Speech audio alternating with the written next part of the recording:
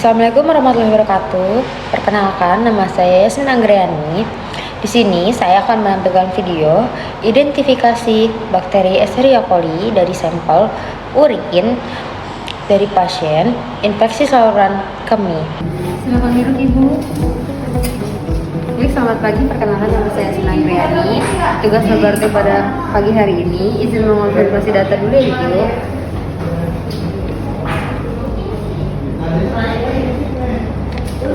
Baik, Ibu, maaf sebelumnya atas nama siapa?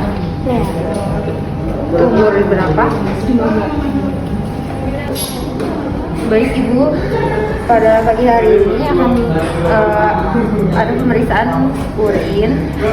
Terus untuk prosedur pengambilan urinnya akan saya jelaskan. Jadi nanti diambil dimasukkan dalam pot urin ini. Ya, Bu, nanti caranya nanti Ibu dibersihkan dulu sebelum pipis, dibersihkan dulu. Terus sesudah itu nanti diambil urin tengah. Urin tengah itu nanti Ibu pipis sedikit, terus ditahan dan baru ditampung. Untuk banyaknya itu sekitar setengahnya dari pot ini, nanti ditutup dengan rapat. Misalnya masih ada urin atau basah itu bisa dibilas dan dikeringkan pakai tisu. Nanti bisa diberikan kepada saya untuk dilakukan pemeriksaan lebih lanjut.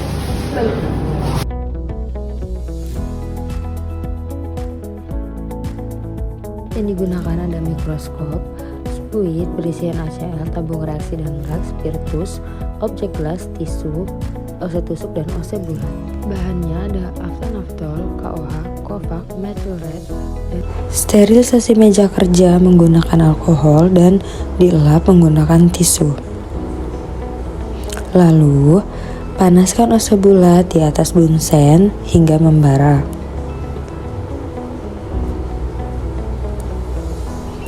Lalu diambil urin yang ada di tabung reaksi menggunakan ose bulat. Dipanaskan dulu mulut dari tabung tersebut.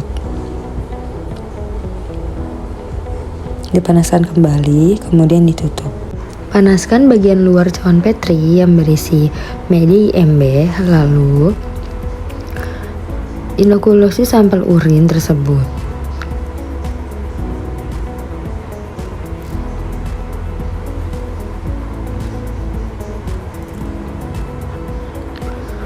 Panaskan lagi bagian luar dari cawan Petri dan panaskan ose hingga membara. Lalu, inkubasi media menggunakan inkubator dengan suhu 30 derajat Celcius selama 24 jam.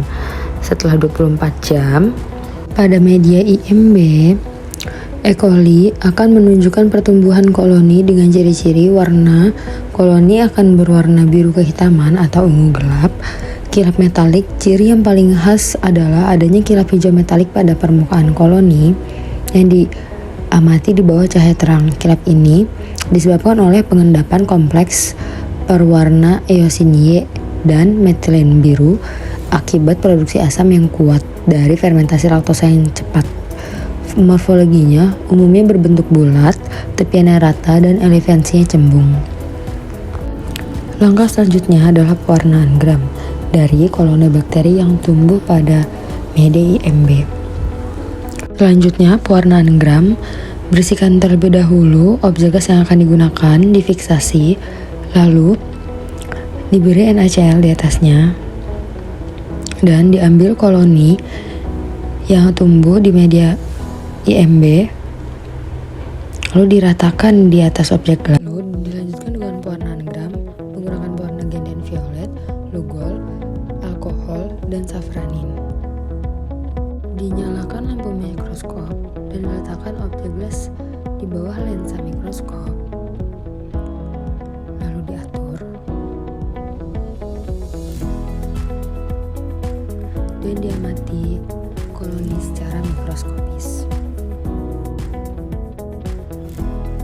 Hasil pengamatan mikroskopis adalah koloni berwarna merah, berbentuk basil atau batang, memiliki susunan tunggal termasuk gram negatif. Penting untuk diingat bahwa meskipun kilap hijau metalik sangat diagnostik untuk E. coli, beberapa strain E. coli mungkin tidak selalu menghasilkan kilap tersebut, sehingga identifikasi lebih lanjut melalui uji biokimia seperti uji IMVIC seringkali diperlukan untuk konfirmasi. Uji IMVIC ini adalah serangkaian uji biokimia yang dilakukan untuk mengidentifikasi atau membedakan bakteri enterik bakteri yang hidup di usus, khususnya anggota famili Enterobacteriae seperti E. coli, Enterobacter, dan Klebsiella. Media yang akan diinokulasi ada media SIM, TSIA, SCA, MR, dan VP.